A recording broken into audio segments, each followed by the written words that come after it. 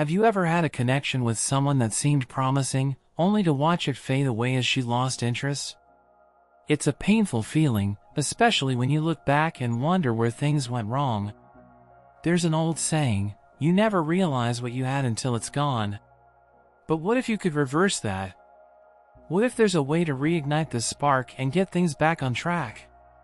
In today's video, we'll explore exactly how to reattract her, even if she's already pulled away. We'll break down proven strategies that work, so you don't have to feel helpless or lost. Make sure to stick around till the end for the most impactful tips that will help you regain her interest and, most importantly, get real results in your relationship. You won't want to miss this. This could change everything. You know, one of the hardest things to deal with when a woman loses interest is the blow it gives to your confidence. It's like a punch to the gut, and suddenly, you're questioning everything about yourself, your worth, your value, your attractiveness. I've been there. That gut-wrenching moment when you realize things aren't going the way you thought they would, and it feels like all your effort might have been in vain. But here's the thing, this is the moment where the real work begins, the kind of work that can truly transform not just the relationship but you as a person. Let's take a step back. Confidence isn't something that's magically granted to us when everything's going well. No, it's something you build, and it's built from the inside. I've learned over the years that confidence comes from knowing your worth, independent of what anyone else thinks.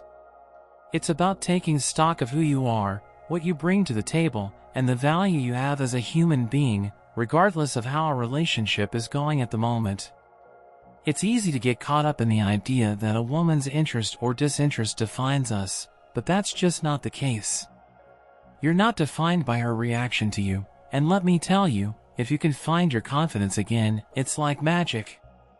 You'll notice that the way you carry yourself, the way you communicate, all shifts. People are drawn to that energy. Think about it, have you ever seen someone walk into a room, and without saying a word, everyone's attention turns to them? That's confidence. It's not arrogance, it's self-assurance. And guess what? It's something you can cultivate. I remember reading a quote by the legendary author Eckhart Tolle, who once said, "When you are present, when you are fully in the moment, there is no room for fear." Confidence, at its core, is about being present in your own life. It's about fully embracing who you are, without needing anyone's validation. I'm not saying it's easy. It takes time. You have to do the work, look after your body, your mind, your soul. You have to challenge those negative self-beliefs and remind yourself that you're worthy of respect and love, no matter what. And yes, part of that work is in how you present yourself to others, but more importantly, how you present yourself to yourself. So, if you're finding yourself questioning everything right now, know that you're not alone. The most important thing you can do is reconnect with yourself. Rebuild that inner confidence. Not for her. Not for anyone else. But for you. You'll be amazed at the difference it makes, not just in how others see you, but in how you see yourself. Trust me, that shift is the first step toward winning her back, and more importantly, towards becoming the best version of yourself. You ever hear the saying, familiarity breeds contempt? It's one of those old sayings that actually holds a lot of weight when it comes to relationships. Think about it. In the beginning, when everything is fresh, exciting, and full of mystery, there's this undeniable spark. There's an energy. You don't know every little detail about the other person, and that's what makes them interesting. But then, as time goes on, you start to slip into that comfortable routine, and suddenly, everything starts to feel a little too predictable. It's like, I know what you're going to say before you even say it. Now, here's the thing, if a woman starts to lose interest, it's probably because she's no longer intrigued by you. You've become too easy to figure out. She knows what to expect every time you text, every time you show up. And that, my friend, can be a silent killer of attraction. This is where being unpredictable comes in. It doesn't mean you have to be this crazy, chaotic person, but a little unpredictability can reignite that spark.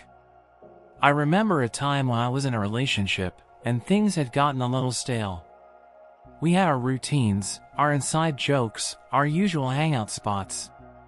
But at some point, I realized this wasn't how it used to be. I had become too available, too predictable.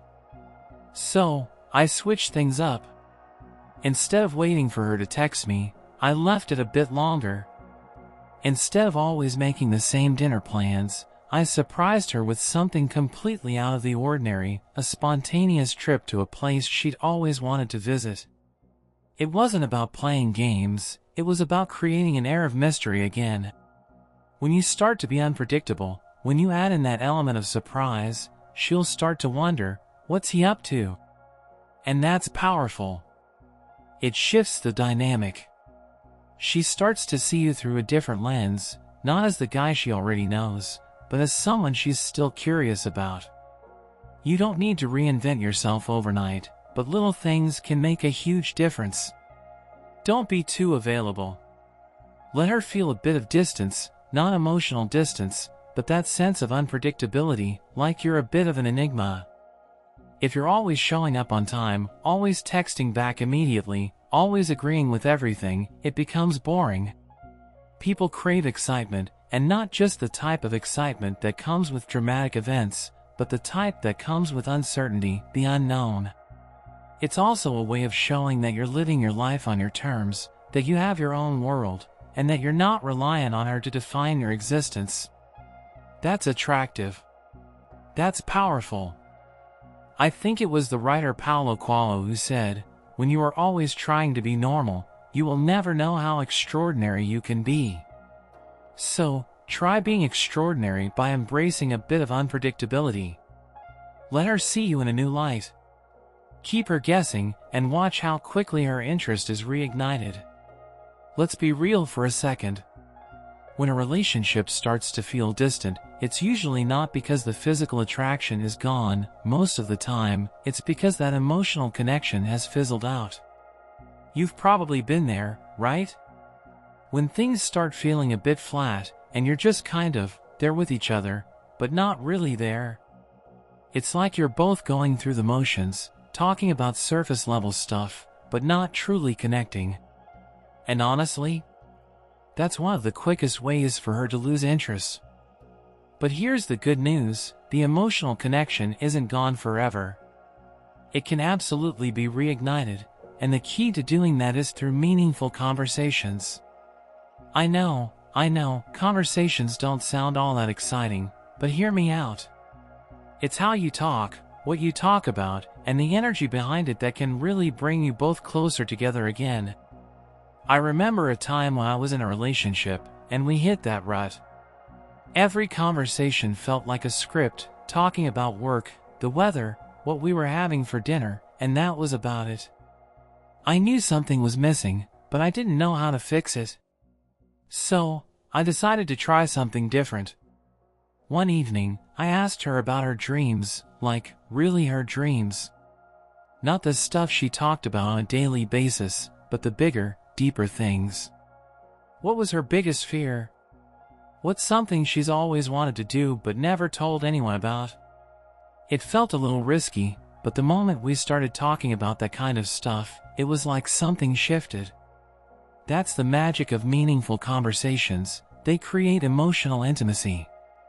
You stop skimming the surface and dive deeper.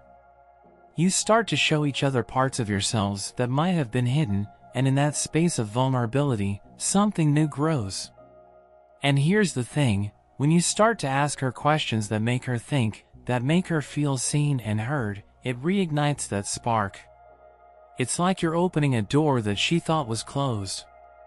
Psychologically speaking, this kind of deep conversation helps release oxytocin, the bonding hormone. It's the same thing that makes people feel connected after sharing a vulnerable moment. It's why you can meet someone new, have an honest, real conversation, and feel like you've known them forever. So, ask her questions that go beyond the usual "how was your day?" Engage with her on a deeper level. And when she opens up, really listen. Not just to respond, but to understand her in a way that shows you care about more than just surface-level stuff.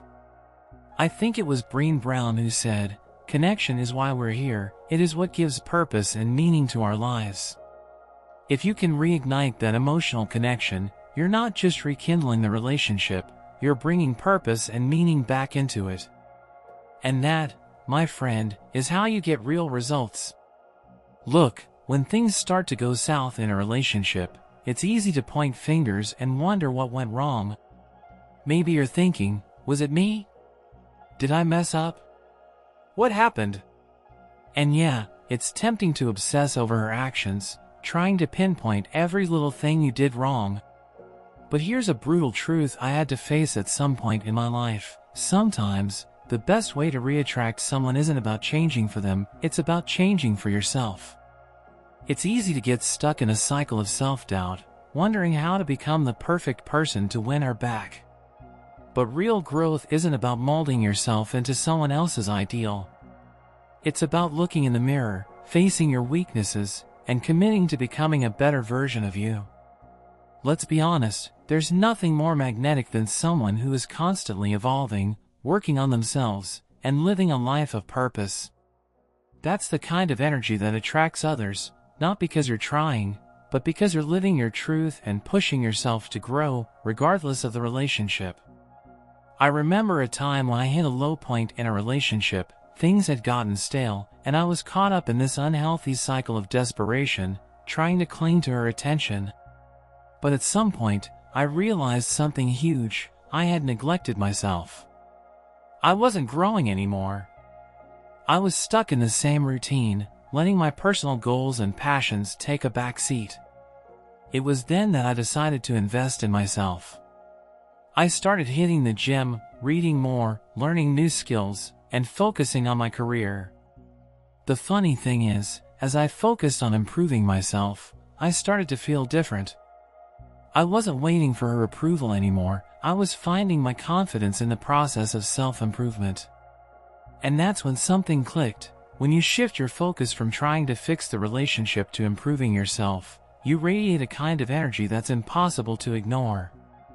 Psychologically, when you grow as a person, you stop relying on someone else to fill the gaps in your life. You become whole on your own. And that, my friend, is what attracts people. It's that I've got my own life, my own ambitions, my own sense of purpose vibe. When a woman sees that you're evolving, pursuing your goals, and taking care of yourself, she can't help but be intrigued. Not because you're trying to impress her, but because you're living your best life, and that energy is magnetic. It's like Tony Robbins says, the only limit to your impact is your imagination and commitment. If you commit to growing, to challenging yourself, and to becoming a better version of who you were yesterday, you'll not only reattract her, you'll become the kind of person who attracts the right people into your life, period. And that's real, lasting attraction. You know what's one of the hardest things to grasp when someone loses interest? Giving them space. It feels counterintuitive, right? You think, if I just text her more, if I show up more, if I do everything to get her attention back, it'll work. But trust me, that's the last thing you should do. I've been there, and it's painful to admit, but forcing yourself into someone's space when they're pulling away only pushes them further. I used to be the guy who couldn't handle that distance. When things started feeling off with a woman, I'd start texting more, calling more, trying to fix things by overloading her with attention. But all I did was smother her. It wasn't until I took a step back, forced myself to respect her boundaries, that I realized something: people need space to think, to process, and to miss you. This isn't about playing games or trying to make her feel like she's losing you. It's about creating the emotional room for both of you to grow, to breathe, and to reassess where you stand. We often think of relationships as this constant, all-consuming thing, but in reality, they need balance.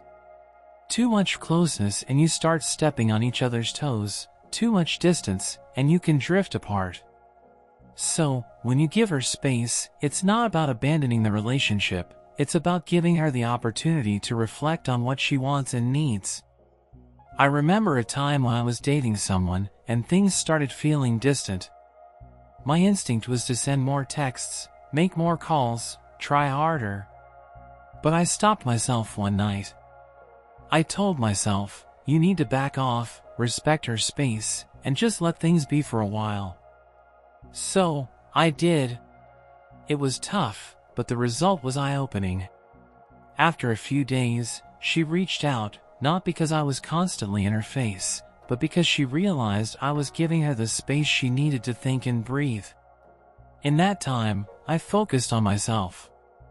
I did things that made me happy, things I'd been neglecting in the relationship. Psychologically speaking, people need space to process their feelings without being pressured. According to psychologist Dr. John Gottman, one of the keys to healthy relationships is allowing each person to have their autonomy while still maintaining a connection. When you give her space, you're showing that you respect her individuality, and that's incredibly attractive. You're not chasing after her, you're giving her the freedom to make her own decisions. Here's the truth, when you stop pressuring her and respect her boundaries, you're giving the relationship a chance to breathe. It doesn't mean you've given up, it means you've given her room to come back on her own terms, at her own pace. And sometimes, that space will lead to a deeper, more respectful connection that wouldn't have been possible if you kept pushing.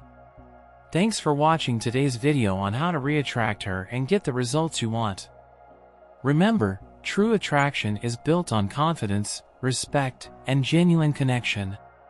If you found this video helpful, be sure to like, comment, and subscribe for more practical advice on love and relationships. Keep working on yourself and your heart, and we'll see you in the next video.